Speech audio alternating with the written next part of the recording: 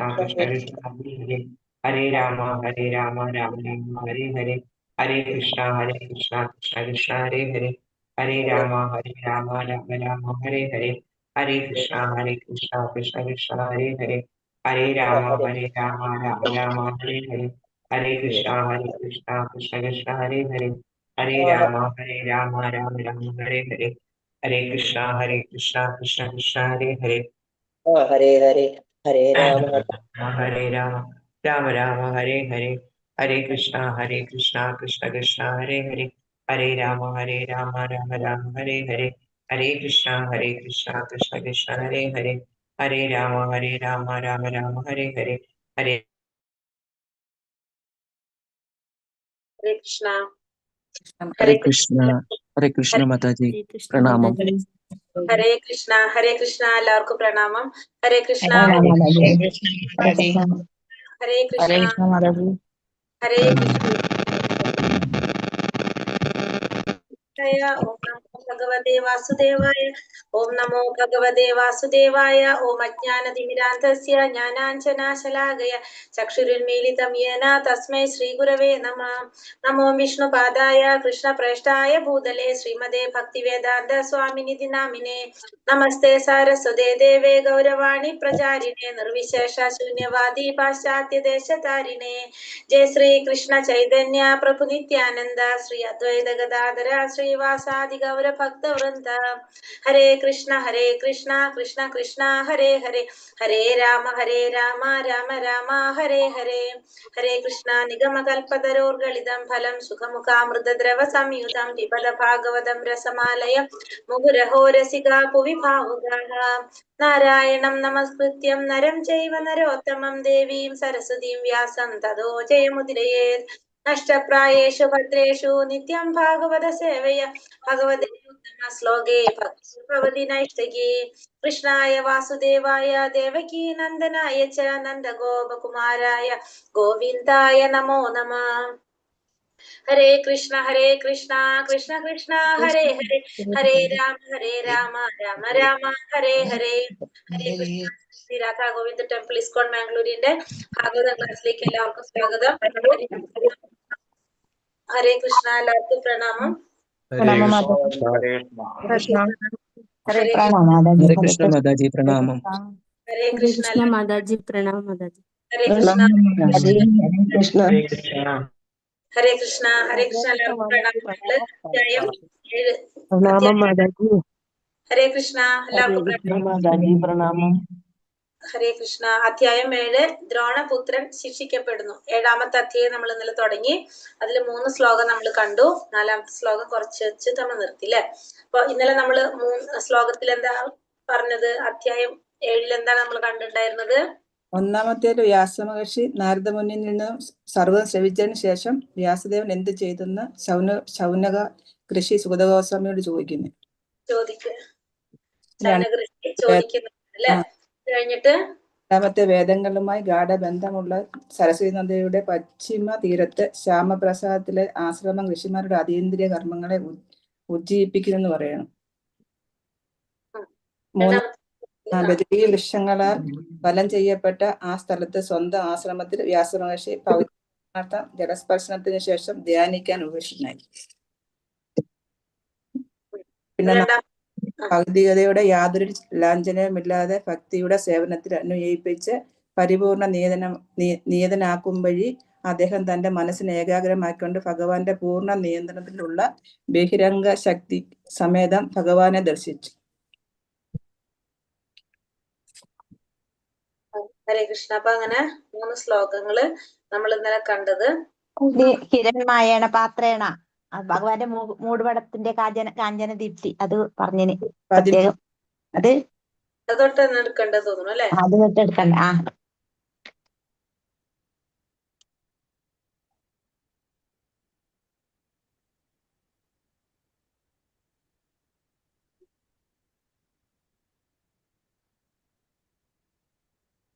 13ാമത്തെ line Mataji. Okay Mataji, thank you Mataji. നമ്മൾ ഇന്നലെ സരസ്വതി നദിയുടെ തീരത്തല്ല പറഞ്ഞ, സരസ്വതി നദിയുടെ തീരത്ത് പശ്ചിമ തീരത്ത് ശമ്യപ്രാസത്തിലെ ആശ്രമത്തില് അതീന്ദ്രിയ കർമ്മങ്ങളെ ഉജ്ജീവിപ്പിക്കുന്നതായിട്ടല്ലേ ഋഷിമാരുടെ അതീന്ദ്രിയ കർമ്മം. അപ്പൊ ആ നദിയുടെ പ്രത്യേകത ഒക്കെ നമ്മൾ കണ്ടുന്നല്ലേ. പിന്നെ മൂന്നാമത്തെ ശ്ലോകത്തില്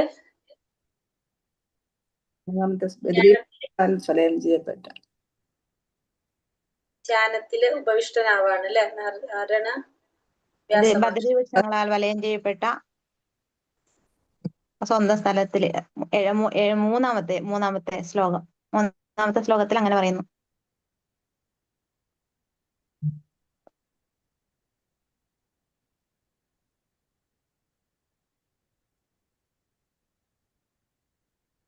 മൂന്നാമത്തെ ശ്ലോകം വരെ നമ്മൾ എത്തിയിട്ടുണ്ടായിരുന്നു അല്ലെ. നാലാമത്തെ ശ്ലോകം കഴിഞ്ഞു. നാലാമത്തെ ശ്ലോകം പകുതിയായിരുന്നു മാതാജി. യഥാർത്ഥ മുഖം ദൃശ്യമാകുന്നു അവിടെ വരെയാണ്. എടുത്തു. ഓക്കെ മാതാജി. ഹരേ കൃഷ്ണ. ഹരേ കൃഷ്ണ. ഓം നമോ ഭഗവതേ വാസുദേവായ. ശ്ലോകം 4. ഭക്തി യോഗേന മനസി സമ്യക് പ്രണിഹിതേ മലേ അപശ്യത് പുരുഷം പൂർണ്ണം മയാം ച തതപാശ്രയം. ചൊല്ലിക്കോളൂ. ഓം നമോ ഭഗവതേ വാസുദേവായ.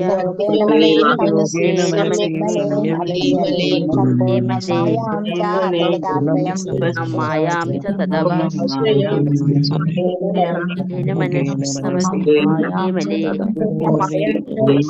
പുരുഷം പൂർണ്ണം മായാം ച പുരുഷം പൂർണ്ണം മായാം ച തദപാശ്രയം.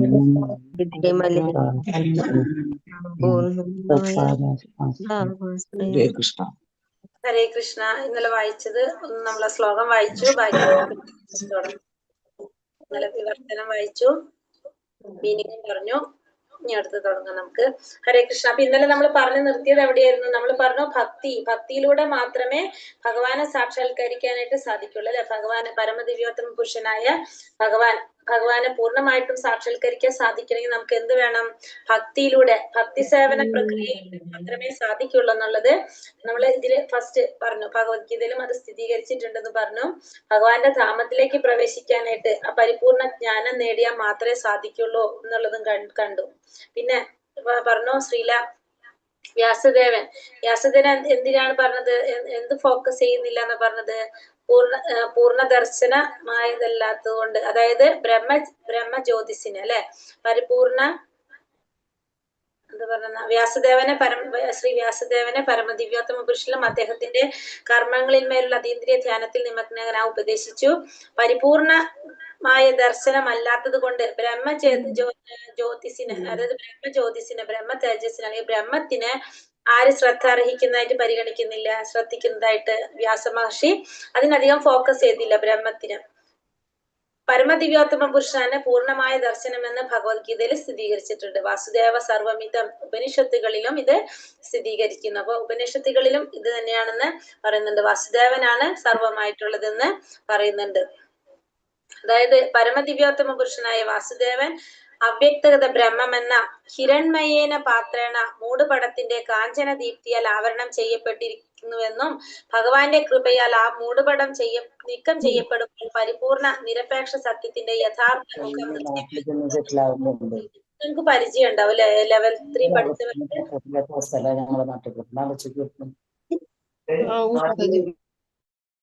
ഹരേ കൃഷ്ണ. അപ്പൊ നമ്മളിവിടെ പറഞ്ഞത് എന്താണ്?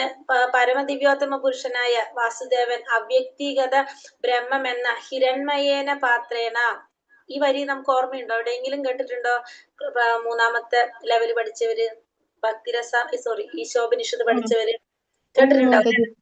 15ാമത്തെ പ്രാർത്ഥനയായിരുന്നു. 15ാമത്തെ അല്ലെ? അതായത് ഭഗവാന്റെ പാത്രേണ സത്യശാപിഹിതം മുഖം എന്ന് പറഞ്ഞത് ഭഗവാന്റെ മുഖം കാണിച്ചു തരാൻ. എന്ത് മാറ്റിയിട്ട്? ആ ബ്രഹ്മജ്യോതി മാറ്റിയിട്ട്, ആ സ്വർണപ്രഭയാകുന്ന ആ ജ്യോതി മാറ്റിയിട്ട് കാണിച്ചു തരാനായിട്ടുള്ള ആ ആവരണം അതുകൊണ്ട് ആവരണം കാഞ്ചന പ്രഭ കൊണ്ട് ആവരണം ചെയ്യപ്പെട്ടിരിക്കുകയാണ് ഭഗവാന്റെ മുഖം. ആ മൂടുപടം നീക്കം ചെയ്യപ്പെടുമ്പോൾ എന്ത് സാധിക്കും? പരിപൂർണ നിരപേക്ഷ സത്യത്തിന്റെ യഥാർത്ഥ മുഖം ദൃശ്യമാകുന്നുവെന്നും പറയുന്നു. നിരപേക്ഷ സത്യത്തെ ഇവിടെ പുരുഷൻ അഥവാ വ്യക്തി എന്ന് സൂചിപ്പിച്ചിരിക്കുന്നു. ഇവിടെ ആ നിരപേക്ഷ സത്യത്തെ എന്തെന്നാ പറയുന്നത്? പുരുഷൻ അല്ലെങ്കിൽ വ്യക്തിയായിട്ടാണ് പറയുന്നത്. അതായത് നമ്മൾ ഈശോപനിഷത്തിലായ ഒരു മന്ത്രത്തിലൂടെ ഭഗവാൻ ഒരു വ്യക്തിയാണ്, ഭഗവാൻ ഒരു രൂപമുണ്ട് എന്ന് സ്ഥാപിക്കുന്ന ഒരു മന്ത്രം കൂടിയാണത്.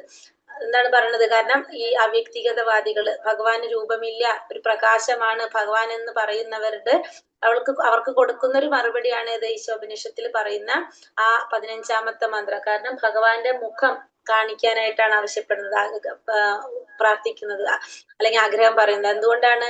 ഭഗവാൻ ഒരു രൂപമുള്ളത് കൊണ്ടല്ലേ മുഖം കാണിക്കാനായിട്ട് പറയുന്നത്, അല്ലെങ്കിൽ രൂപം കാണിക്കാനായിട്ട് പറയുന്നത്.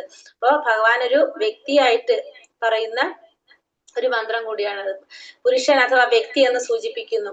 നിരവധി വേദസാഹിത്യങ്ങളിൽ നിരപേക്ഷനായ പരമദിവ്യോത്തമ പുരുഷനെ കുറിച്ച് പരാമർശിച്ചിരിക്കുന്നു. ഭഗവത്ഗീതയിൽ പുരുഷനെ അനശ്വരനും ആദിമ വ്യക്തിയുമായി സ്ഥിരീകരിച്ചിരിക്കുന്നു. ഭഗവത്ഗീതയിൽ എന്താണ്? പുരുഷൻ അനശ്വരനും ആദിമ വ്യക്തിയുമായിട്ടാണ് സ്ഥിരീകരിച്ചിരിക്കുന്നത്. പരമദിവ്യോത്തമ പുരുഷൻ പരിപൂർണനായ വ്യക്തിയാണ്. പരമദിവ്യോത്തമ പുരുഷൻ എന്ന് പറയുന്നത് പരിപൂർണനായ വ്യക്തിയാണ്. പരമപുരുഷന് അനേക വിധമായ ശക്തികളുണ്ട്. അപ്പൊ ഭഗവാന് പല ശക്തികളുണ്ട്. അവയിൽ അന്തരംഗ ശക്തി, ബഹിരംഗ ശക്തി, തടസ്ഥ ശക്തി എന്നിവ സവിശേഷമായി പ്രമുഖമായവയാണ്. അപ്പൊ അതിൽ ഏറ്റവും വിശേഷപ്പെട്ടത് ഏതാ പറയുന്നത്? ഭഗവാന്റെ അന്തരംഗ ശക്തി, തടസ്ഥ ശക്തി, ബഹിരംഗ ശക്തി. ഇത് വിശേഷപ്പെട്ട പ്രധാനപ്പെട്ട ശക്തികളായിട്ട് പറയുന്നു. ഇതിനു ശേഷമുള്ള വരികളിൽ വിവരിച്ചിട്ടുള്ള പ്രവർത്തനങ്ങളിൽ നിന്നും ഇവിടെ സൂചിപ്പിച്ചിരിക്കുന്നത് ബഹിരംഗ ശക്തിയാണെന്ന് വ്യക്തമാക്കുന്നു. അപ്പൊ ഇതിനു ശേഷമുള്ള വരികളില് ഇവിടെ എന്താ പറഞ്ഞിരിക്കുന്നത്? ഭഗവാന്റെ ബഹിരംഗ ശക്തിയാണെന്ന് വ്യക്തമാകുന്നു. അതായത് അപശ്യത് പുരുഷം പൂർണ്ണം മായാം ച തതപാശ്രയം എന്ന് പറയുന്നത് അല്ലെ. മായാം ച തതപാശ്രയം. ആ പറയുന്ന മായ ഏതാണ് പറയുന്നത്? ബഹിരംഗ ശക്തിയാണ് സൂചിപ്പിക്കുന്നത്. ചന്ദ്രന്റെ കൂടെ ചന്ദ്രികയുള്ള പോലെ പരമപുരുഷന്റെ കൂടെ അന്തരംഗ ശക്തിയുണ്ട്. അപ്പൊ ഭഗവാന്റെ കൂടെ അന്തരംഗ ശക്തിയുണ്ട്. അജ്ഞതയുടെ അന്ധകാരത്തിൽ ജീവസത്തകളെ നിലനിർത്തുന്നതിനാൽ ബഹിരംഗ ശക്തിയെ അന്ധകാരത്തോട് സാമ്യപ്പെടുത്തിയിരിക്കുന്നു. അപ്പൊ ഭഗവാന്റെ ശക്തികൾ നമ്മൾ പറഞ്ഞു: അന്തരംഗ ശക്തി, ബഹിരംഗ ശക്തി, തടസ്ഥ ശക്തി. ആ അന്തരംഗ ശക്തി എന്ന് പറയുന്നത് ഭഗവാന്റെ കൂടെ എപ്പോഴും ഉള്ളതാണ്. എപ്പോഴും ചന്ദ്രന്റെ കൂടെ ചന്ദ്രികയുള്ള പോലെ പരമപുരുഷന്റെ കൂടെ എപ്പോഴും ആരുണ്ട്? അന്തരംഗ ശക്തിയുണ്ട്. അന്തരംഗ ശക്തി എപ്പോഴും ഭഗവാന്റെ കൂടെ ഉണ്ട്. പിന്നെ രണ്ടാമത്തെ നമ്മൾ പറഞ്ഞു ബഹിരംഗ ശക്തി. ആ ബഹിരംഗ ശക്തി എന്ന് പറയുന്നത് അജ്ഞതയുടെ അന്ധകാരത്തിൽ ജീവസത്തകളെ നിലനിർത്തുന്നതിനാൽ ബഹിരംഗ ശക്തിയെ അന്ധകാരത്തോട് സാമ്യപ്പെടുത്തിയിരിക്കുന്നു. അപ്പോ ഈ അന്തരംഗ ശക്തി എന്ന് ബഹിരംഗ ശക്തി എന്ന് പറയുന്നത് അജ്ഞാനം നിറഞ്ഞവർക്ക്, അന്ധകാരത്തിൽ പെടുന്ന ജീവാത്മാക്കളെ നിലനിർത്തുന്നതിനാണ് ബഹിരംഗ ശക്തി ഉള്ളത്. അതുകൊണ്ട് തന്നെ ബഹിരംഗ ശക്തിയെ അന്ധകാരത്തോടാണ് സാമ്യപ്പെടുത്തിയിരിക്കുന്നത്. അജ്ഞത നിറഞ്ഞവർക്കാണ് അന്ധത വരുന്നത്. ജ്ഞാനം നേടിയവരെല്ലാം അജ്ഞത നിറഞ്ഞവരെ സംരക്ഷിക്കുന്നത് ആരാണ്? നിലനിർത്തുന്നത് ആരാണ്? ബഹിരംഗ ശക്തിയാണ്. അപ്പൊ അതുകൊണ്ട് തന്നെ അന്ധകാരത്തോടാണ് അതിനെ സാമ്യപ്പെടുത്തിയിരിക്കുന്നത്. ഭഗവാന്റെ ഈ ശക്തി പൂർണ്ണ നിയന്ത്രണത്തിലാണെന്ന് അപാശ്രയം എന്ന പദം ദ്യോതിപ്പിക്കുന്നു. അപ്പൊ ഭഗവാന്റെ ഈ ബഹിരംഗ ശക്തി ഭഗവാന്റെ തന്നെ പൂർണ്ണ നിയന്ത്രണത്തിലാണെന്നുള്ളതാണ് ഇവിടെ അപാശ്രയം എന്ന് എന്ന പദം കൊണ്ട് അർത്ഥമാക്കുന്നത്. അപാശ്രയം, പൂർണ്ണ നിയന്ത്രണത്തിൽ. അപ്പൊ ഭഗവാന്റെ പൂർണ്ണ നിയന്ത്രണത്തിലാണ് ഇത് ഭഗവാന്റെ ബഹിരംഗ ശക്തി. അന്തരംഗ ശക്തി അഥവാ ഉയർന്ന ശക്തിയെയും മായ എന്ന് വിശേഷിപ്പിക്കുന്നു. അപ്പൊ ബഹിരംഗ ശക്തിയെ മാത്രമല്ല മായ എന്ന് പറയുന്നത്, ഭഗവാന്റെ അന്തരംഗ ശക്തിയെയും മായ എന്ന പദം കൊണ്ട് സൂചിപ്പിക്കുന്നുണ്ട്. എങ്ങനെയാണ് പറയുന്നത്? ബഹിരംഗ ശക്തിയെയും മായ എന്ന പദം വിശേഷിപ്പിക്കുന്നു. എന്നാൽ അത് ആത്മീയ മായയാണ്. അപ്പോ മറ്റേത് എന്താണ്?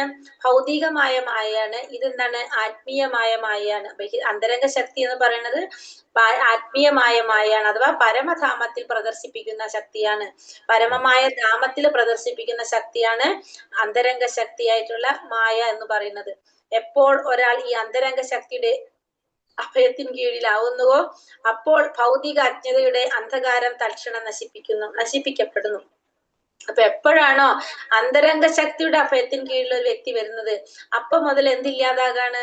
ഭൗതികമായ അജ്ഞതയുടെ അന്ധകാരം ഇല്ലാതാകാണ് ചെയ്യുന്നത്. അന്തരംഗ ശക്തിയിലേക്ക് കടക്കുന്നത് എപ്പോഴാണ്? ഒരു വ്യക്തി എപ്പോഴാണ് കടക്കുന്നത്? മുക്താത്മാവാകുമ്പോ, അതല്ലെങ്കിൽ ഭഗവാനെ കുറിച്ചുള്ള ഒരു ജ്ഞാനം നേടുമ്പോ. ഭഗവാനെ കുറിച്ചുള്ള ജ്ഞാനം നേടുമ്പോഴാണ് താനും ഭഗവാനും തമ്മിലുള്ള ബന്ധം എന്താണെന്ന് മനസ്സിലാക്കുമ്പോഴാണ് ആ വ്യക്തി എവിടേക്ക് കടക്കുന്നത്? ഭൗതികതയിൽ നിന്ന് ആത്മീയതയിലേക്ക് കടക്കുന്നത്. അങ്ങനെ ആത്മീയതയിലേക്ക് കടക്കുമ്പോൾ ആരുടെ നിയന്ത്രണത്തിന് കീഴിലായിട്ട് മാറാണ്? ആത്മീയമായയുടെ, അതായത് അന്തരംഗ ശക്തിയുടെ നിയന്ത്രണത്തിന് കീഴിലാകും. അതുവരെ എവിടെയാണ്? ഭൗതികമായ ലോകത്ത് ബഹിരംഗ ശക്തിയുടെ, മഹാമായയുടെ നിയന്ത്രണത്തിലായിരിക്കും ആര് വരുന്നത്? ആത്മാവ് വരുന്നത്. മുക്താത്മാവാകുമ്പോഴാണ് ആരുടെ നിയന്ത്രണത്തിൽ വരുന്നത്? അന്തരംഗ ശക്തിയുടെ നിയന്ത്രണത്തിലാകുന്നത്. അപ്പോൾ എന്താ സംഭവിക്കുന്നത്? മുക്താത്മാവാകുമ്പോ ഭൗതികമായ അജ്ഞതയുടെ അന്ധകാരം ഇല്ലാതാകാണ് ചെയ്യുന്നത്. ആത്മാരാമന്മാർ അഥവാ സമാധിയിൽ സ്ഥിരീകൃതരായാൽ പോലും ഈ മായയെ അഥവാ അന്തരംഗ ശക്തി അഭയം പ്രാപിക്കുന്നു. അപ്പൊ ഈ അന്തരംഗ ശക്തിയെ അഭയം പ്രാപിക്കുന്നു. അത് ആത്മാരാമന്മാര് അല്ലെങ്കിൽ സമാധിയിൽ സ്ഥിരീകൃതരായിട്ടുള്ളവർക്ക് പോലും ആരെ അഭയം പ്രാപിക്കേണ്ടതായിട്ട് വരും? ഭഗവാന്റെ മായ, അതായത് ആത്മീയമായ മായ, അന്തരംഗ ശക്തിയെ അഭയം പ്രാപിക്കേണ്ടതായിട്ട് വരും.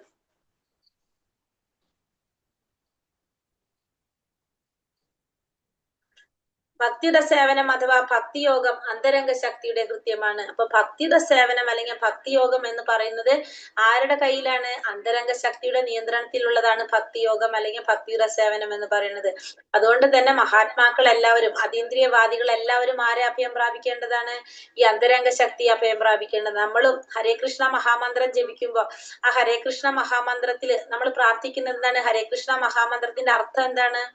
നമ്മള് അന്തരംഗ ശക്തിയോട് പ്രാർത്ഥിക്കുന്നതാണ്. ഭഗവാന്റെ അന്തരംഗ ശക്തിയോടുള്ള പ്രാർത്ഥനയാണ് ഹരേ കൃഷ്ണ മഹാമന്ത്രം. അതായത് ഭഗവാന്റെ സേവനത്തില് നമ്മളെ കൂടി ഉൾപ്പെടുത്തണേ എന്നാണ് നമ്മൾ പ്രാർത്ഥിക്കുന്നത്. ഹരേ കൃഷ്ണ മഹാമന്ത്രം എന്ന് പറയുന്നത് അല്ലയോ ഭഗവാന്റെ അന്തരംഗ ശക്തിയായിട്ടുള്ള രാധാറാണിയോടുള്ള പ്രാർത്ഥനയാണത്. അതിൽ നമ്മൾ എന്താ പറയുന്നത്? ഭഗവാന്റെ സേവനത്തില് നമ്മളെ കൂടി ഉൾപ്പെടുത്തണേ, നമുക്ക് കൂടി ഭഗവാന്റെ സേവനം ചെയ്യാനായിട്ടുള്ള അവസരം തരണേ എന്നാണ് നമ്മൾ എന്ത് പറയുന്നത്? ഈ ഹരേ കൃഷ്ണ കൃഷ്ണ കൃഷ്ണ ഹരേ ഹരേ, ഹരേ രാമ രാമ രാമ ഹരേ ഹരേ എന്ന് പറഞ്ഞ അതിന്റെ അർത്ഥം അതാണ്. അപ്പൊ അവിടെ നമ്മൾ ആരോടാ പറയുന്നത്? അന്തരംഗ ശക്തിയോടാണ് പ്രാർത്ഥിക്കുന്നത്. എന്തുകൊണ്ടാണ്? ഭക്തിയുടെ സേവനം അല്ലെങ്കിൽ ഭക്തിയോഗം ആരുടെ നിയന്ത്രണത്തിലാണ്?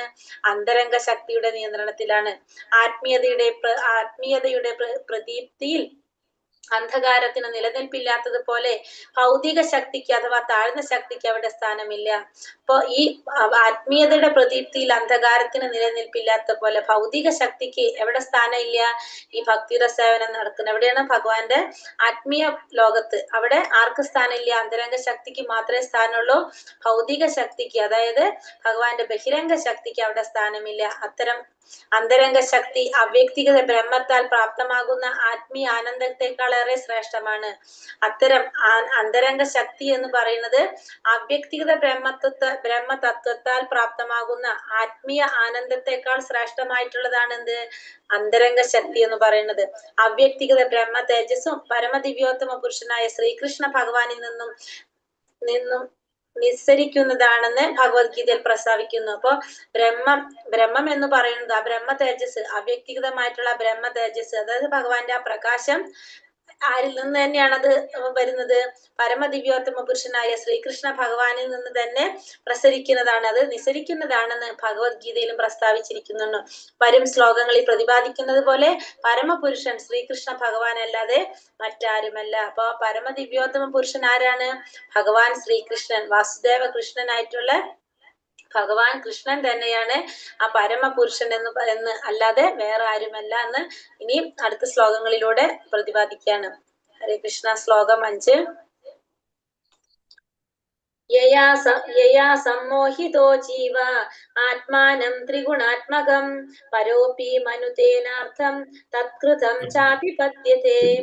യയാ സമ്മോഹിതോ ജീവ ആത്മാനം ത്രിഗുണാത്മകം പരോപി മനുതേനർത്ഥം തത്കൃതം ചാപി പദ്യത്തെ. ഹരേ കൃഷ്ണ. ചൊല്ലാം. ഹരേ കൃഷ്ണ. സമ്മോഹിതോ ജീവ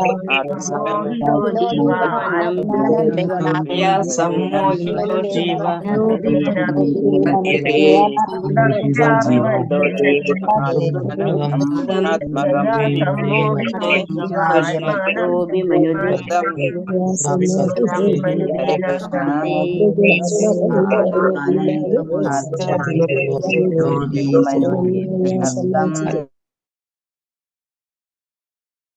സമ്മോഹിതോ ജീവ ആത്മാനം ത്രിഗുണാത്മകം പരോപി മനുദേനാർത്ഥം തത്കൃതം ചാപി പത്യത്തെ. യയാ ആരാൽ സമ്മോഹിത വ്യാമോഹിതനായി ജീവ ജീവസത്തകൾ ആത്മാനം സ്വയം ത്രിഗുണാത്മകം പ്രകൃതിയുടെ ത്രിഗുണങ്ങളാൽ തത്രായ അഥവാ ദ്രവ്യത്തിന്റെ ഉൽപ്പന്നമായ പര അതീന്ദ്രിയമായ അപി അങ്ങനെയാണെങ്കിൽ തന്നെയും മനുതേ കാരണമോ തെളിവോ ലഭിക്കുന്നതിന് മുമ്പ് തന്നെ ശരിയെന്ന് അംഗീകരിക്കുക. അനർത്ഥം ആവശ്യമില്ലാത്തവ തത് അതിനാൽ കൃതം ച പ്രത്യാഘാതം അഭിപത്യതേ അത് സംബന്ധിച്ചവ അനുഭവിക്കുന്നു. വിവർത്തനം ഭാവാർത്ഥം ശ്രീല പ്രഭുപാദ് കി ജയ്.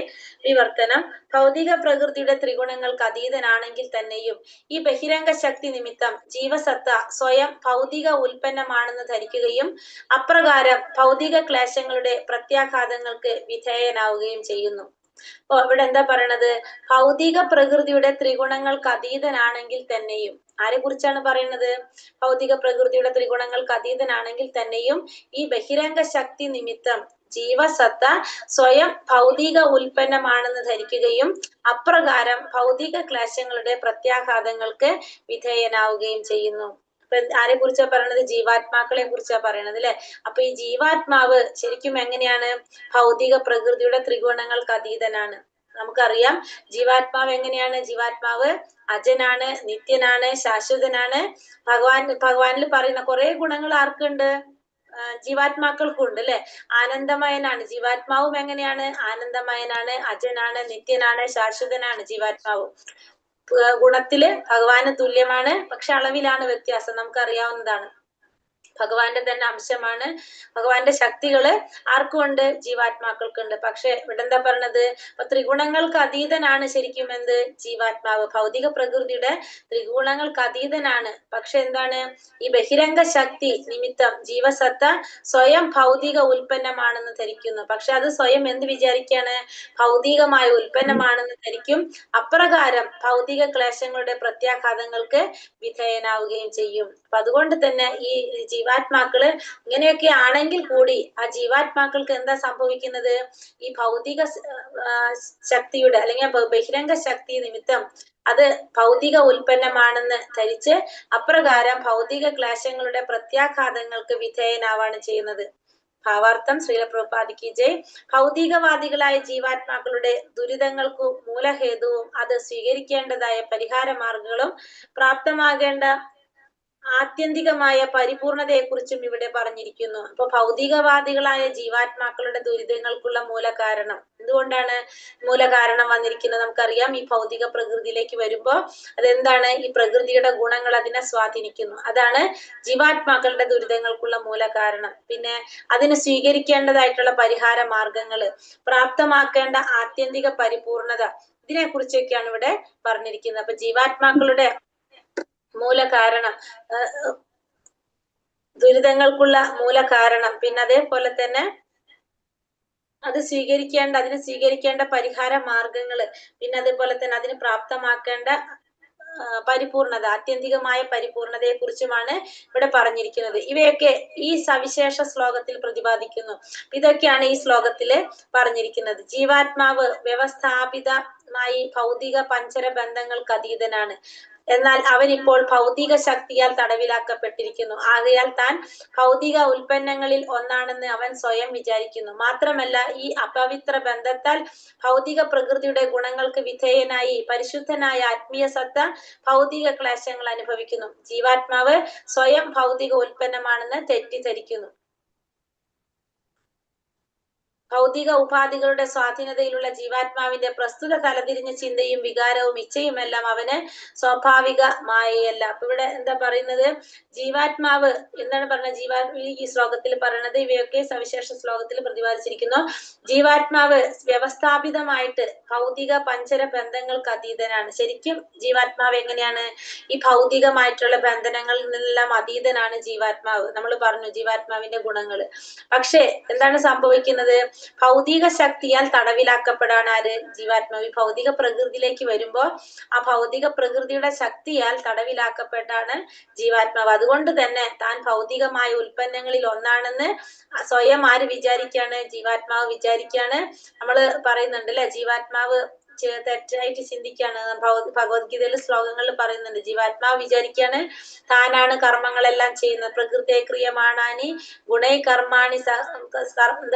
കർമാണി സർവശഃ അഹങ്കാര വിമൂഢാത്മാ കർത്താഹാമിതി മന്യതേ. എല്ലാ കർമ്മങ്ങളും ചെയ്യുന്നത് താനാണെന്ന് ജീവാത്മാവ് വിചാരിക്കുന്നു. പക്ഷെ നമുക്കറിയാം പ്രകൃതിയിലെ ത്രിഗുണങ്ങളാണ് അത് ചെയ്യുന്നതെന്ന് പിന്നെയും 1-2 ശ്ലോകങ്ങളിൽ അങ്ങനെ പറയുന്നുണ്ട് ഭഗവത്ഗീതയിൽ. അപ്പൊ ജീവാത്മാവ് വിചാരിക്കാണ് ഭൗതികമായ ഉൽപ്പന്നങ്ങളിൽ ഒന്നാണെന്ന് താൻ, ഭൗതികമായ ഉൽപ്പന്നങ്ങളിൽ ഒന്നാണെന്ന് താൻ സ്വയം വിചാരിക്കാണ്. മാത്രമല്ല ആ അപവിത്രമായ ബന്ധം കൊണ്ട് ഭൗതിക പ്രകൃതിയുടെ ഗുണങ്ങൾക്ക് വിധേയനായിട്ട് പരിശുദ്ധനായ ആത്മീയ സത്ത ഭൗതിക ക്ലേശങ്ങളും അനുഭവിക്കേണ്ടി വരുന്നു. അങ്ങനെ ആ അപവിത്രമായിട്ടുള്ള ബന്ധം മൂലം, അതായത് ത്രിഗുണങ്ങളെ സ്വാധീനിച്ചപ്പോ ആ ത്രിഗുണങ്ങളുമായിട്ടുള്ള ബന്ധം മൂലം എന്ത് സംഭവിക്കാണ്? ഭൗതിക ക്ലേശങ്ങളും അനുഭവിക്കേണ്ടതായിട്ട് ആർക്ക് വരാണ്? ജീവാത്മാവിന് വരാണ്. അപ്പൊ ജീവാത്മാവ് സ്വയം ഭൗതികമായ ഉൽപ്പന്നമാണെന്ന് തെറ്റിദ്ധരിക്കുന്നു. എന്നാൽ അവന്റേതായ സാധാരണ ചിന്തകളും വികാരങ്ങളും ആഗ്രഹങ്ങളും ഒക്കെയുണ്ട്. പക്ഷെ എന്നിരുന്നാലും ജീവാത്മാവിന് എന്തുണ്ട്? തന്റേതായിട്ടുള്ള ചിന്തകളും വികാരങ്ങളും ആഗ്രഹങ്ങളും എല്ലാം ഉണ്ട്. ചിന്താശക്തിയോ ആഗ്രഹമോ വികാരമോ ഇല്ലാത്തതല്ല ജീവസത്തയുടെ യഥാർത്ഥ അവസ്ഥ എന്ന് പറയുന്നത്. ഒരിക്കലും ചിന്താശക്തി ഇല്ലാത്തതോ ആഗ്രഹങ്ങളോ വികാരങ്ങളോ ഇല്ലാത്തതല്ല ജീവാത്മാവിന്റെ യഥാർത്ഥ അവസ്ഥ. ജീവാത്മാവിന്റെ യഥാർത്ഥ ജ്ഞാനം ഇപ്പോൾ അജ്ഞതയാൽ ആവരണം ചെയ്യപ്പെട്ടിരിക്കുന്നുവെന്ന് ഭഗവത്ഗീതയിലും സ്ഥിരീകരിക്കുന്നു. അപ്പോ ജീവാത്മാവിന്റെ ആ ബദ്ധനായിട്ടുള്ള ജീവാത്മാവിന്റെ യഥാർത്ഥ ജ്ഞാനം അജ്ഞതയാൽ ആവരണം ചെയ്യപ്പെട്ടിരിക്കുന്നുവെന്ന് ഭഗവത്ഗീതയിൽ സ്ഥിരീകരിച്ചിരിക്കുന്നു. ഇപ്രകാരം ജീവാത്മാവ് പരമമായ അവ്യക്തിഗത ബ്രഹ്മമാണെന്ന തത്വത്തെ ഇവിടെ ഖണ്ഡിച്ചിരിക്കുന്നു. അപ്പൊ ഇവിടെ എന്താ പറഞ്ഞത്? ജീവാത്മാവ് പരമമായ അവ്യക്തിഗത ബ്രഹ്മമാണെന്ന തത്വം ഇവിടെ ഖണ്ഡിച്ചിരിക്കുന്നു. ജീവസത്തയ്ക്ക് തന്റെ യഥാർത്ഥ നിരുപാധിക അവസ്ഥയിലും സ്വന്തമായ ചിന്താധാരയുണ്ട് എന്ന വസ്തുത ഈ തത്വത്തെ തെറ്റെന്ന് നിരൂപിക്കുന്നു. വർത്തമാന ബദ്ധാവസ്ഥ ബഹിരംഗ ശക്തിയുടെ സ്വാധീനം നിമിത്തമാണ്. ഇതിനർത്ഥം മായാശക്തി മുൻകൈയെടുക്കുകയും പരമപുരുഷനായ ഭഗവാൻ അകന്നു നിൽക്കുന്നുവെന്നുമാണ്. ബഹിരംഗ ശക്തിയാൽ ജീവാത്മാവ് വ്യാമോഹിതനായി തീരണമെന്ന് ഭഗവാൻ ആഗ്രഹിക്കുന്നില്ല. ഈ പരമാർത്ഥത്തെ പൂർണ്ണ ബോധവതിയാണ് ബഹിരംഗ ശക്തി. ഈ പരമാർത്ഥത്തെ കുറിച്ച് പൂർണ്ണ ബോധവതിയാണ് ബഹിരംഗ ശക്തി. എന്നിരുന്നാലും വിസ്മൃതാവസ്ഥയിലുള്ള ജീവാത്മാവിനെ തന്റെ വിഭ്രമിക്കുന്ന സ്വാധീനത്താൽ മായയുടെ നിയന്ത്രണത്തിന് കീഴിൽ വയ്ക്കുകയെന്ന കൃതജ്ഞതാ യോഗ്യമല്ലാത്ത കർത്തവ്യം അവൾ സ്വീകരിക്കുന്നു.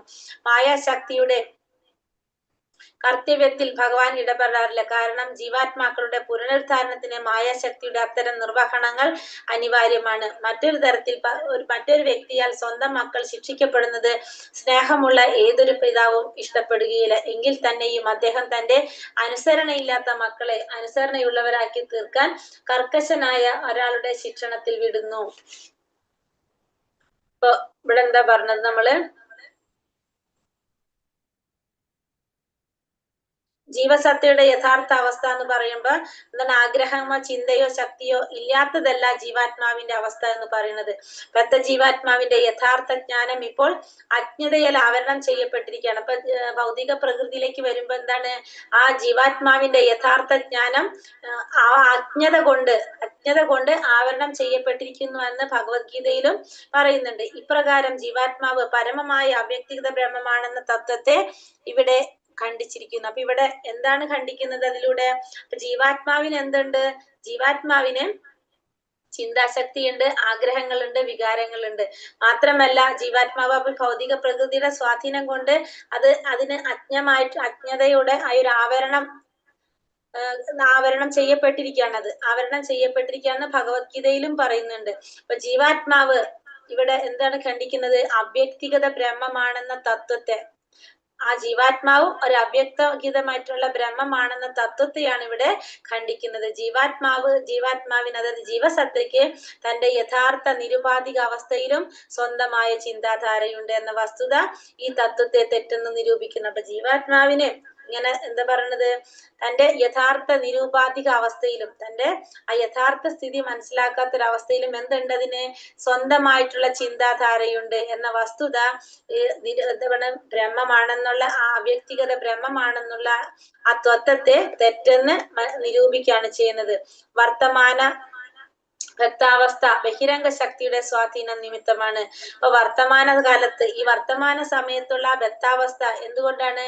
ബഹിരംഗ ശക്തിയുടെ സ്വാധീനം കൊണ്ടാണ് അത് സംഭവിക്കുന്നത്. ഇതിനർത്ഥം മായാശക്തി മുൻകൈ എടുക്കുകയും പരമപുരുഷനായ ഭഗവാൻ അകന്നു നിൽക്കുന്നുവെന്നുമാണ്. അപ്പോ അവിടെ നമുക്ക് എന്താ മനസ്സിലാക്കുന്നത്? ആ മായാശക്തി, ആ ബഹിരംഗ ശക്തി മുൻകൈ എടുത്ത് ആ ജീവാത്മാവിനെ എന്ത് ചെയ്തിരിക്കുകയാണ്? അവിടെ ബന്ധനത്തിലാക്കിയിരിക്കുകയാണ്. ഭഗവാൻ എന്ത് ചെയ്യാണ്? അപ്പോൾ അവിടെ ഭഗവാൻ അതിൽ നിന്നും അകന്നു നിൽക്കുകയാണ്. കാരണം ബഹിരംഗ ശക്തിയാൽ ജീവാത്മാവ് വ്യാമോഹിതരായി തീരണമെന്ന് ഒരിക്കലും ആരാഗ്രഹിക്കുന്നില്ല? ഭഗവാൻ ആഗ്രഹിക്കുന്നില്ല. ഈ കാര്യം ആർക്കും പൂർണ്ണ ബോധമുണ്ട്, ബഹിരംഗ ശക്തിക്കും പൂർണ്ണമായിട്ട് അറിയാവുന്നതാണ്. ഒരിക്കലും ഭഗവാൻ എന്താഗ്രഹിക്കുന്നില്ല? ബഹിരംഗ ശക്തിയുടെ സ്വാധീനത്തില് ജീവാത്മാക്കള് ഇരിക്കണമെന്ന് ഭഗവാൻ ആഗ്രഹിക്കുന്നില്ല. പക്ഷെ ഇതിനെക്കുറിച്ച് ആർക്കും ബോധമുണ്ട്, ബഹിരംഗ ശക്തിക്കും പൂർണ്ണ ബോധമുണ്ട്. എന്നിരുന്നാലും വിസ്മൃതാവസ്ഥയിലുള്ള ജീവാത്മാവിനെ തന്റെ വിഭ്രമിക്കുന്ന സ്വാധീനത്താൽ മായയുടെ നിയന്ത്രണത്തിന് കീഴിൽ വയ്ക്കുകയെന്ന കൃതജ്ഞത യോഗ്യമല്ലാത്ത കർത്തവ്യം അവൾ സ്വീകരിക്കുന്നു. പക്ഷെ എന്നിരുന്നാൽ കൂടി ജീവാത്മാവിനെ എന്ത് ചെയ്യാണ്? തന്റെ വിഭ്രമിക്കുന്ന സ്വാധീനത്താൽ മായയുടെ നിയന്ത്രണത്തിന് കീഴിൽ വെക്കുകയാണ് ആര്? ബഹിരംഗ ശക്തിയായിട്ടുള്ള ഭഗവാന്റെ ബഹിരംഗ ശക്തി. മായാശക്തിയുടെ കർത്തവ്യത്തിൽ ഭഗവാൻ ഇടപെടാറില്ല. കാരണം ഭഗവാൻ ഈ ചെയ്യുന്ന പ്രവർത്തികള് ആരാണ്? ബഹിരംഗ ശക്തി ചെയ്യുന്ന ഇത്തരത്തിലുള്ള പ്രവർത്തികളിലൊന്നും ഭഗവാൻ ഇടപെടാറില്ല. കാരണം എന്താണ്? ജീവാത്മാക്കളുടെ പുനരുദ്ധാരണത്തിന് മായാശക്തിയുടെ അത്തരം നിർവഹണങ്ങൾ അനിവാര്യമാണ്. ഭഗവാൻ എന്തറിയാം? ഈ ജീവാത്മാക്കളെ പുനരുദ്ധാരണം ചെയ്യാനായിട്ട് മായാശക്തിയുടെ ഇത്തരം നിർവഹണങ്ങൾ അത്യാവശ്യമാണെന്ന് ഭഗവാൻ അറിയാം. മറ്റൊരു വ്യക്തിയാൽ സ്വന്തം മക്കൾ ശിക്ഷിക്കപ്പെടുന്നത് സ്നേഹമുള്ള ഏതൊരു പിതാവും ഇഷ്ടപ്പെടുകയില്ല. ഒരിക്കലും ഒരു പിതാവും ആഗ്രഹിക്കുന്നില്ല തന്റെ മക്കൾ ശിക്ഷിക്കപ്പെടുന്നത്. പക്ഷേ എന്താണ്? അദ്ദേഹം തന്റെ അനുസരണയില്ലാത്ത മക്കളെ അനുസരണയുള്ളവരാക്കി തീർക്കാൻ കർക്കശക്കാരനായ ഒരാളുടെ ശിക്ഷണത്തിൽ വിടുന്നു. അപ്പൊ തന്റെ അനുസരണയില്ലാത്ത മക്കളെ അനുസരണ പഠിപ്പിക്കാൻ വേണ്ടിയിട്ട് ഭഗവാൻ എന്ത് ചെയ്യാണ്? ഒരാളുടെ ശിക്ഷണത്തിൽ വിടാണ്. നമ്മൾ പറയില്ലേ, ഭൗതിക ലോകം എന്താണ്? പാഠശാലയാണ്, ദുർഗുണ പാഠശാലയാണെന്ന് പറയാം നമുക്ക്. അതായത് നമ്മൾ എന്തുകൊണ്ടാണ് ഈ ഭൗതിക ലോകത്തിൽ വന്നത്? എന്തുകൊണ്ടാണ് വന്നത്? നമ്മൾ 6:20 നമ്മളെ കർമ്മഫലം മൂലം. നമ്മുടെ കർമ്മഫലം മൂലം നമുക്ക് ഭഗവാനോട് അസൂയ തോന്നിട്ട്. അതായത് നമുക്ക് എന്ത് തോന്നി? നമുക്ക് ഭഗവാനേക്കാളും കൂടുതൽ എന്താ പവർ ഉണ്ടാവണം, അല്ലെങ്കിൽ നമ്മൾ ഭഗവാനെ അനുകരിക്കാൻ തുടങ്ങി. അങ്ങനെ വന്നപ്പോഴാണ് ഭഗവാൻ എന്ത് ചെയ്തത്? ഒരു ഭൗതിക ലോകം സൃഷ്ടിച്ച് നമ്മൾ ഇവിടേക്കാക്കിയത്. അപ്പൊ നമ്മള് ഇവിടെ വന്നപ്പോ നമ്മൾ ആ ഭൗതിക പ്രകൃതിയുടെ സ്വാധീനത്തിൽ പെട്ടുകൊണ്ട് നമുക്ക് നമ്മൾ എന്താണ്? നമ്മൾ നമ്മളെ മൂലസ്വരൂപത്തെ കുറിച്ചൊക്കെ നമ്മൾ മറന്നുപോയി. അങ്ങനെ നമ്മൾ ആ ബന്ധനത്തിൽ നമ്മളിവിടെ കഴിയാണ്. ഇപ്പൊ നമ്മള് ആ ദുർഗുണ പാഠശാലയാണെന്ന് പറയാം. അപ്പൊ ഇവിടെ നമുക്ക് വേണ്ട എന്താ പറയാ ശിക്ഷകൾ തരാനായിട്ട്, നമ്മളെ കാര്യങ്ങൾ മനസ്സിലാക്കി തരാൻ വേണ്ടിയിട്ടാണ് ഇവിടെ ആരിയിരിക്കുന്നത്? ഇപ്പൊ ഭൗതിക ലോകത്തിന്റെ അധിപതി ആരാണ്? മായാദേവി അല്ലെങ്കിൽ ദുർഗാദേവി, ബഹിരംഗ ശക്തിയായിട്ടുള്ള ദുർഗാദേവി ഏൽപ്പിച്ചിരിക്കുകയാണ് ശരിക്കും അല്ലെ ഭഗവാൻ. അപ്പൊ ഇവിടെ നിന്ന് തിരിച്ച് നമ്മളെ അങ്ങോട്ട് കൊണ്ടുപോകാനാണ് ആരാഗ്രഹിക്കുന്നത്? ഭഗവാൻ ആഗ്രഹിക്കുന്നത്. അതിനു വേണ്ടിയിട്ടാണ് നമുക്ക് കുറെ ശാസ്ത്രങ്ങളും ഗ്രന്ഥങ്ങളും ഇങ്ങനെ കാര്യങ്ങള് ഭഗവാൻ തന്നിരിക്കുന്നത് തന്നെ. അതേസമയം വാത്സല്യ സമ്പൂർണനായ സർവശക്തനായ പിതാവായ ഭഗവാൻ ബദ്ധാത്മാവിന്റെ മോചനം അഥവാ മായാശക്തിയുടെ മുഷ്ടിബന്ധത്തിൽ നിന്നുള്ള ആശ്വാസം ആഗ്രഹിക്കുന്നു. പക്ഷെ ഭഗവാൻ എന്താ ആഗ്രഹിക്കുന്നുണ്ട്? വാത്സല്യ സമ്പൂർണനായ സർവശക്തനായ പിതാവായ ഭഗവാൻ ബദ്ധാത്മാവിന്റെ മോചനം അല്ലെങ്കിൽ ആ മായാശക്തിയുടെ മുഷ്ടിബന്ധനത്തിൽ നിന്നുള്ള ആശ്വാസം ആഗ്രഹിക്കുന്നു. അപ്പൊ ഭഗവാൻ ആഗ്രഹിക്കുന്നുണ്ട് നമ്മൾ ഇതിൽ നിന്ന് മോചനം നേടണമെന്ന്. നമ്മുടെ പിതാവാണ്, ആ പിതാവ് ആഗ്രഹിക്കുന്നുണ്ട്. രാജാവ് അനുസരണയിൽ ശീലമില്ലാത്ത പ്രജകളെ കാരാഗൃഹത്തിൽ അടയ്ക്കുന്നു. എന്നാൽ ചിലപ്പോഴൊക്കെ കുറ്റവാളികളുടെ മോചനം ആഗ്രഹിക്കുകയാൽ രാജാവ് സ്വയം തടവറ സന്ദർശിച്ച് അവരുടെ ഉദ്ധാരണത്തിനായി വ്യവഹാരം നടത്തുകയും അപ്രകാരം അവർ സ്വതന്ത്രരാക്കപ്പെടുകയും ചെയ്യുന്നു. അതേപോലെ പരമപുരുഷനായ ഭഗവാൻ അദ്ദേഹത്തിന്റെ സാമ്രാജ്യത്തിൽ നിന്നും മായാശക്തിയുടെ രാജ്യത്തിൽ അവതരിക്കുകയും ഭഗവത്ഗീതയുടെ രൂപത്തിൽ നേരിട്ട് പ്രശമനം നൽകുകയും ചെയ്യുന്നു. അപ്പൊ ഇവിടെ എന്താ പറയണത്, നമുക്കൊരു ഉദാഹരണം പറയാണ് അല്ലെ. അപ്പൊ എന്താ, രാജാവ് എന്താ ചെയ്യണ, അനുസരണ ഇല്ലാത്ത പ്രജകളെ കാരാഗൃഹത്തിൽ അടയ്ക്കും.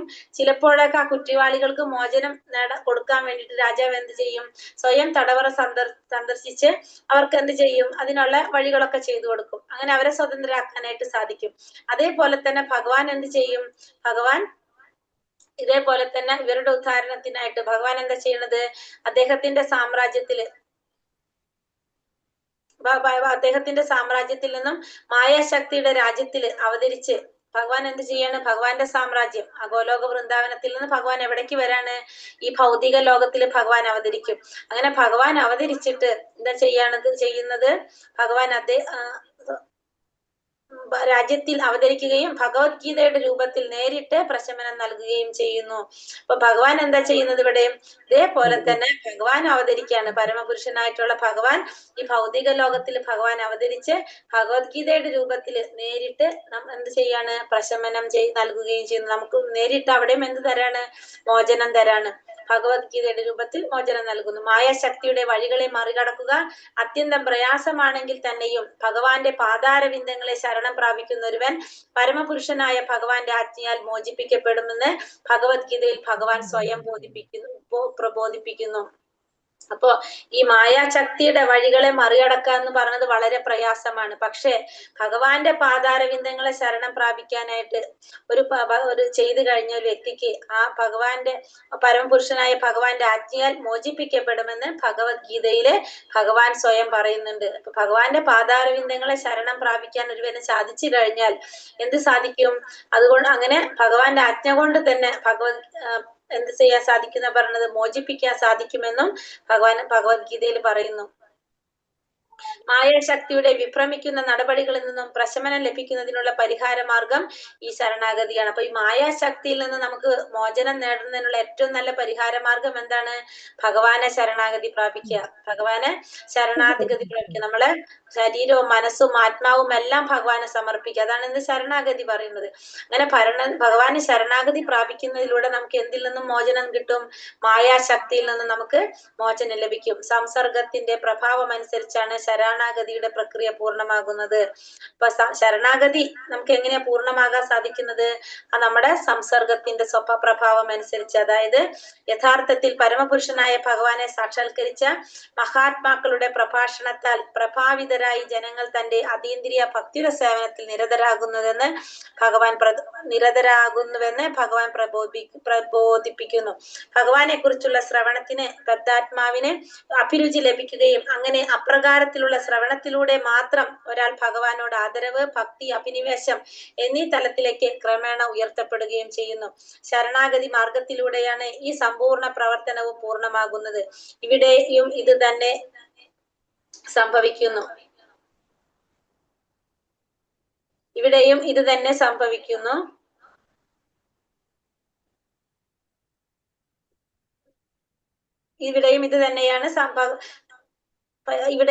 അത് തന്നെയാണ് ഭഗവാൻ തന്റെ അവതാരമായ വ്യാസദേവനിലൂടെ ഉദ്ബോധിപ്പിക്കുന്നത്. അന്തർവർത്തിയും ബാഹ്യവർത്തിയുമായ ആത്മീയാചാര്യനായി ഭഗവാൻ സ്വയവും ഭഗവാന്റെ ബഹിരംഗ ശക്തി നിമിത്തമായി ദണ്ഡന നടപടി എന്ന ഇരുപ്രകാരത്തിലും ഭഗവാനാൽ ബദ്ധാത്മാക്കൾ വീണ്ടെടുക്കുന്നുവെന്ന് ഇത് വിവക്ഷിക്കുന്നു. സർവ ജീവാത്മാക്കളുടെ ഹൃദയത്തിനുള്ളിൽ പരമാത്മാവായ ഭഗവാൻ സ്വയം ആത്മീയാചാര്യനായി തീരുന്നു. ബാഹ്യമായ ശാസ്ത്രങ്ങൾ, സാധുക്കൾ, ദീക്ഷാഗുരു എന്നീ രൂപങ്ങളിലും അദ്ദേഹം ആത്മീയാചാര്യനായി വർത്തിക്കുന്നു. ഇതിനെക്കുറിച്ച് കൂടുതൽ സുവ്യക്തമായി അടുത്ത ശ്ലോകത്തിൽ വിശദീകരിക്കുന്നു. അപ്പൊ ഇവിടെ ശരണാഗതി പ്രക്രിയയെ കുറിച്ച് പറയാണ് അല്ലെ. സംസർഗത്തിന്റെ പ്രഭാവത്തിനനുസരിച്ച് എന്താണ് ഈ ശരണാഗതി പ്രക്രിയ പൂർണ്ണമാകുന്നത്, നമ്മളെ സംസർഗത്തിന്റെ പ്രഭാവം അനുസരിച്ചാണ്.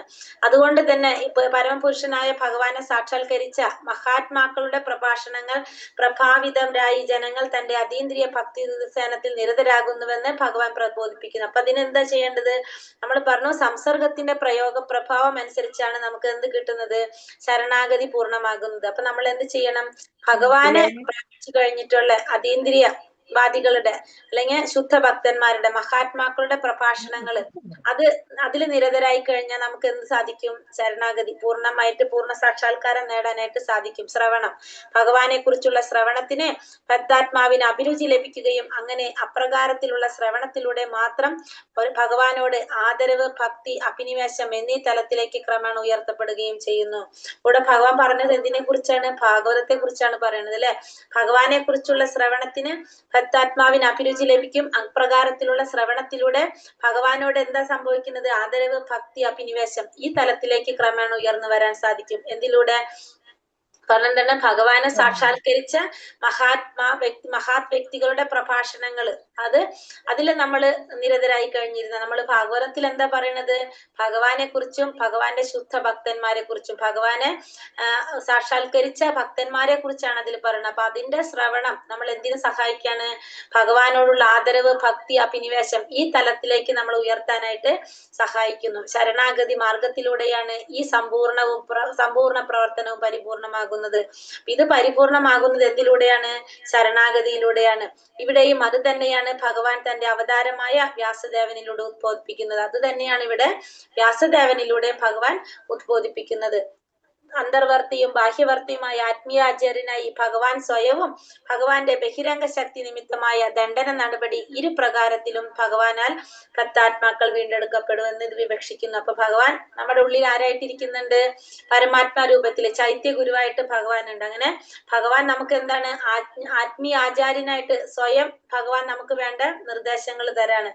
പിന്നെ ദണ്ഡന നടപടിയിലൂടെ നമ്മൾ നേരത്തെ പറഞ്ഞത് അല്ലെ, ഭഗവാൻ എന്ത് ചെയ്യാണ്? ബഹിരംഗ ശക്തി നിമിത്തം ദണ്ഡന നടപടികൾ, ശിക്ഷാ നടപടികൾ നമുക്ക് തന്നുകൊണ്ടും ഭഗവാൻ നമ്മളെ വീണ്ടെടുക്കാൻ ശ്രമിക്കുകയാണ്. എവിടേക്ക് വീണ്ടെടുക്കാൻ? ഭഗവാന്റെ ലോകത്തിലേക്ക് വീണ്ടെടുക്കാനായിട്ട് ശ്രമിക്കുകയാണ്. സർവ്വ ജീവാത്മാക്കളുടെ ഹൃദയത്തിനുള്ളിൽ പരമാത്മാവായ ഭഗവാൻ സ്വയം ആത്മീയ ആചാര്യനായി തീരും. ഇപ്പൊ നമ്മുടെ എല്ലാവരുടെ ഉള്ളിലും പരമാത്മാവായിട്ടിരിക്കുന്ന ഭഗവാൻ സ്വയം നമ്മുടെ ആത്മീയ ആചാര്യനായിട്ട് തീർന്നുകൊണ്ട് എങ്ങനെയാണ്? ബാഹ്യമായി ശാസ്ത്രങ്ങൾ, സാധുക്കൾ, ദീക്ഷാഗുരു എന്ന രൂപത്തില് 3 തരത്തിൽ പറയാം. ബാഹ്യമായിട്ട് എങ്ങനെയാണ്? ശാസ്ത്രങ്ങളായിട്ടും സാധുക്കളായിട്ടും, അതായത് അതീന്ദ്രിയവാദികളായിട്ടും മുന്നേ സാക്ഷാത്കാരം ലഭിച്ചവര് അവരിലൂടെയും പിന്നെ ദീക്ഷാഗുരു ആയിക്കൊണ്ടും നമ്മുടെ ദീക്ഷാഗുരു ആയിക്കൊണ്ടും ഈ 3 രൂപങ്ങളിൽ അദ്ദേഹം ആത്മീയാചാര്യനായി വർത്തിക്കുന്നു. ഇതിനെ കുറിച്ച് വിശദമായിട്ട് അടുത്ത ശ്ലോകങ്ങളില് പറയുന്നുണ്ട്. ഹരേ കൃഷ്ണ കൃഷ്ണ കൃഷ്ണ ഹരേ ഹരേ, ഹരേ രാമ രാമ രാമ ഹരേ ഹരേ. വഞ്ചാകൽപതരൂപേശ്ച കൃപാ സിന്ധോഭ്യേവ ച പതിതാനാം പാവനേഭ്യോ വൈഷ്ണവേഭ്യോ നമോ നമഃ. अनंत कोटि वैष्णव वृद्धि की जय, श्रील प्रभुपाद की जय, गुरुदेव की जय, निताय गौर प्रेमानंदे। हरि हरि हरि बोल। हरि बोल। हरे कृष्ण माता